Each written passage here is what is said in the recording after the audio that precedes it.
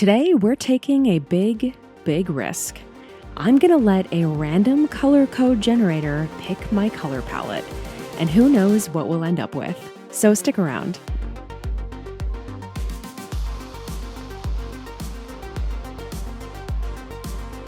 Hello, colorists. Welcome back to PencilStash. I had so much fun with my Faber-Castells last week that I thought it would be fun to incorporate them into our plans for this week, but with a bit of a twist. Now, I found a random color code generator online. It's called random.org, and we're just going to let it randomly pick 5 colors for us.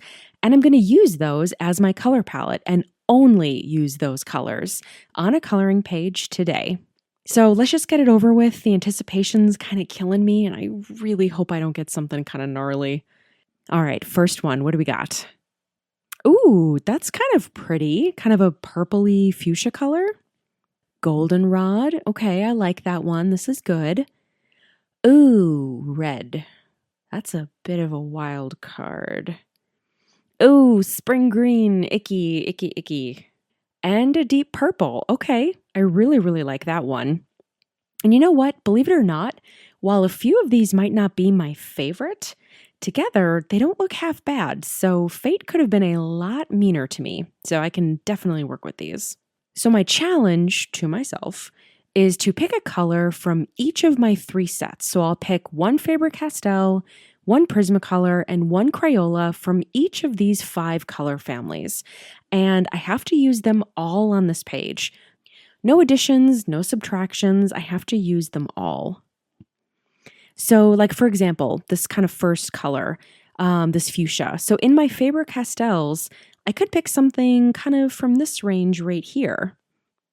And for my Prismacolors, maybe one of these.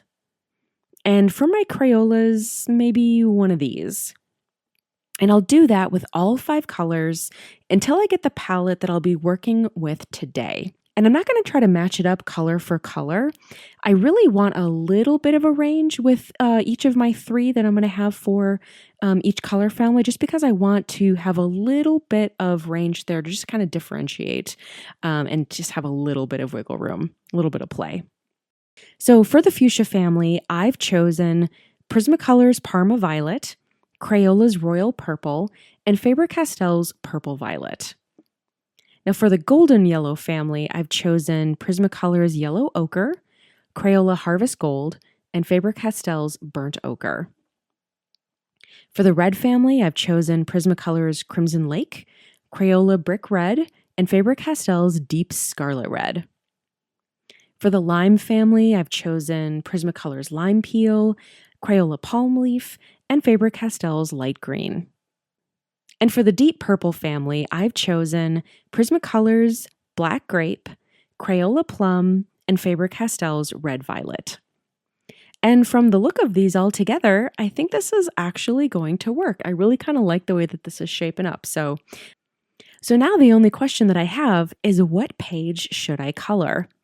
Well, I decided on this one from Fantomorphia, since after looking through all my books, I decided that it would be best to choose a page that was kind of rooted in some sort of fantasy, so that my limited color palette and kind of wild color palette here wouldn't necessarily look out of place if I were to color something kind of atypical to what it should be. And also, this page kind of looks like those mandrake plants from the first Harry Potter movie. You know, those ones that, when you pull them out of the pot, they start kind of screaming and crying, which I think is kind of funny, so I couldn't resist. So I haven't really decided where I'm going to place down all of my colors yet, but as a starting point, I've decided to do the leaves in green, which might seem a little bit predictable.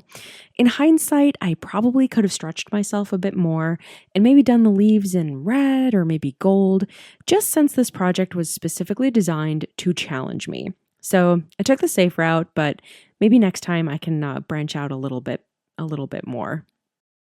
Oh, and besides, I did end up adding some of those deep purples to my greens just to jazz them up a bit, since all 3 of my greens were fairly close in color. So I used the dark purples to shade, and I actually really like how it came out. This definitely isn't a go-to color combo for me, but I do like it and definitely have to remember this one. And I'm only going to be using a dry cotton swab to blend on this page, as I'm really liking how that kind of gives you a really nice soft blend, as opposed to the more aggressive blends that I normally get with baby oil or my colorless blenders. So I've used two color families so far, the greens and the purples. So now I have to decide what color or colors I'm going to place down in the other areas, and I'm a bit conflicted. So a good trick that I recently picked up is to create a really simple thumbnail to give your color placement ideas a bit of a test prior to actually putting them down on the page. So I'm just going to grab a blank notebook page, and I'm going to very roughly, very roughly sketch out my page in the colors that I think I'm going to use. And you can kind of sketch it out in more detail in pencil first if you want to, and then fill that in with color. But this is very simple. So I'm just going to place this down quickly, right with my colored pencils that I think I'm going to use in the appropriate spots. Now, I've already done our leaves in green, so that's a good place to start. And then I was thinking of having the trunk and the roots in red, so we'll give them kind of a rough sketch. Then I was thinking of doing the dirt in a few different colors, but kind of mostly in those lighter purples. And the mushrooms in red, and then the sky in yellow. And I think that looks pretty good, actually. Mostly I just wanted to make sure that I was going to be able to use all of the colors that I've chosen and not have them mash up right against one another, since I do have a very limited color palette here. I didn't want to repeat anything right up against one another. So yeah, let's do our tree trunk in red. But first, I actually think I'm going to highlight our reds with some of these yellows. So I'm going to place down a yellow in a few different spots on his face. And then I'll create a big circle of it on his belly. And I'll just ring that lighter yellow with a bit of this darker burnt ochre one in order to kind of bridge that gap where I'm going to kind of bring it into the reds there so it's not such a harsh transition. And when I do that, I'm just going to use very light pressure when I overlap those golden tones in order to get a nice smooth blend. And this is my lightest red, so I'm going to place this down pretty much everywhere on our tree trunk first, and then I'll layer right over top of it. When that's done, I'll take a few of the darker reds, maybe some purples, and use them all in kind of the creases and the folds of our mandrake bark to give the illusion of dimension and shadow. And I'm not quite sure what this surface is here. Is this dirt that these roots are under? I think it is, but the surface kind of reminds me a little bit of water.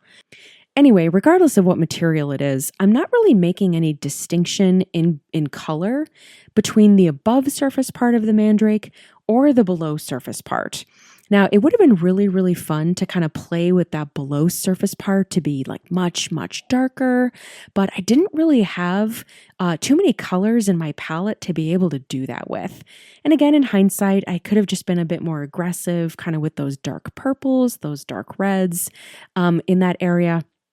However, later I used light purple for the dirt, so I didn't really think that that would kind of give me that overall look that I was really going for. So I decided to keep it simple here, and I didn't make that distinction. But again, something fun to play around with next time. And I'm really liking this Faber-Castell red-violet color. It's the perfect transitional color between red and purple, and the color itself is just really unique. It's quickly becoming one of my favorites. And I'm using it to really drive home some of these shadows in the places that I want to emphasize, like underneath his lip and nose, and in some of the deeper pockets of bark here. Then we'll blend it all out with our cotton swab, same as before. And I'm also really liking the cotton swab since it pushes and pulls all of these colors together in such a lovely, soft way that I don't have to be too careful or even spend that much time blending.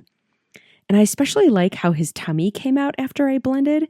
The transition was just really nice, and the red kind of spilled over into those yellow areas to kind of make them like a bit of a rosy tone. Really came out nice. Now for the dirt, again, I wanted to have it be more than just one color. So I started by placing down some random colors, kind of as like a foundational layer, just in little pockets of colors in a few places, after which I began to layer in those fuchsia-toned purples right over top of it. And I do want to do a ton of layering here, so I'm using particularly light pressure, even going so far as to just kind of use the broad side of my pencil tip just to make sure that those layers were light enough. Oh, and for anyone who's curious, my new PencilStash cubbies that I created a few weeks ago are working out so well. Everything is right at my fingertips, and I really love using them. I hope that continues, and I'll continue to keep you guys posted on any other little storage hacks that I find like that. And if you missed that video, I'll put a link up in the corner for it.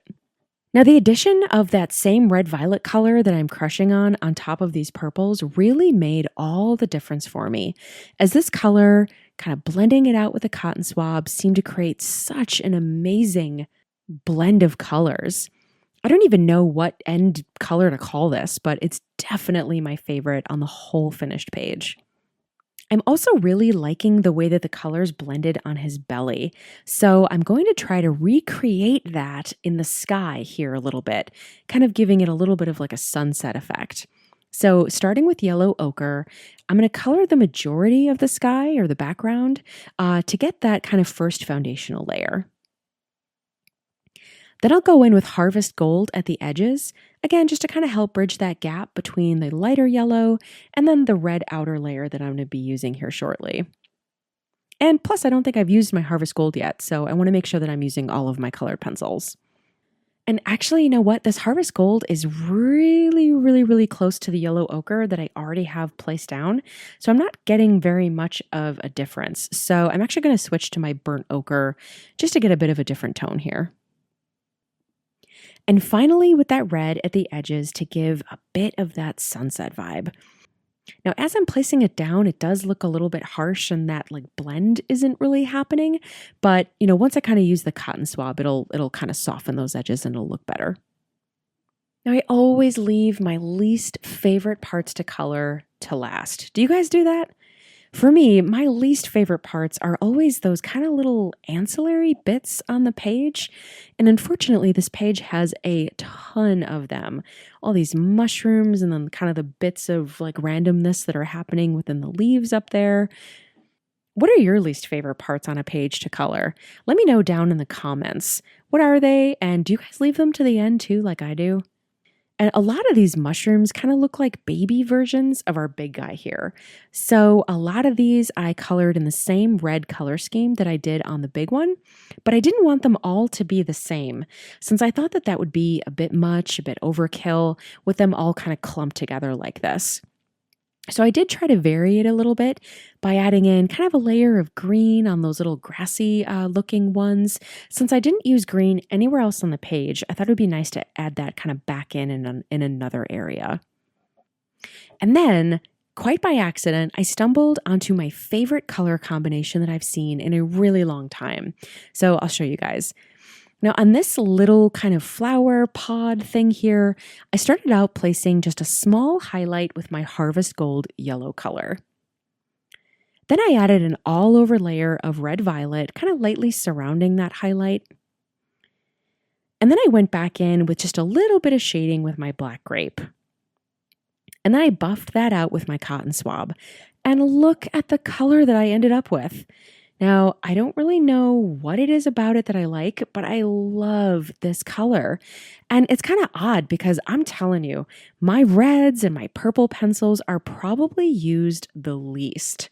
I'm much more of a sucker for blues and greens, and yet I am totally crushing on this purpley red combo.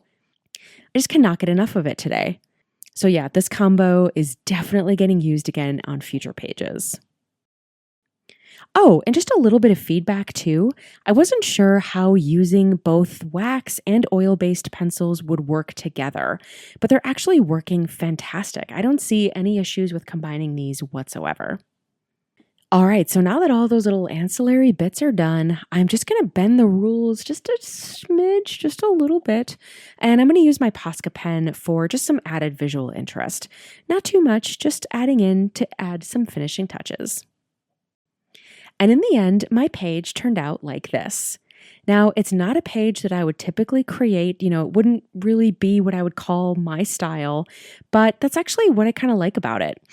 Doing these little challenges that kind of push you outside your comfort zone and get you to explore color palettes and combinations that you wouldn't ordinarily use is actually good practice. Heck, if the only benefit that I get out of doing this page is that super cute kind of reddish purpley combo that I discovered, then I am a happy camper. Thanks so much for watching today's PencilStash video. If you enjoyed it, please hit that thumbs up button. That's how I know that I'm making content that you guys are wanting to see. And if you're new, hit the subscribe button and the bell to be notified when I upload new videos. And for even more coloring tutorials, check out the PencilStash back catalog on my channel. Enjoy your week, everyone, and I'll see you next time.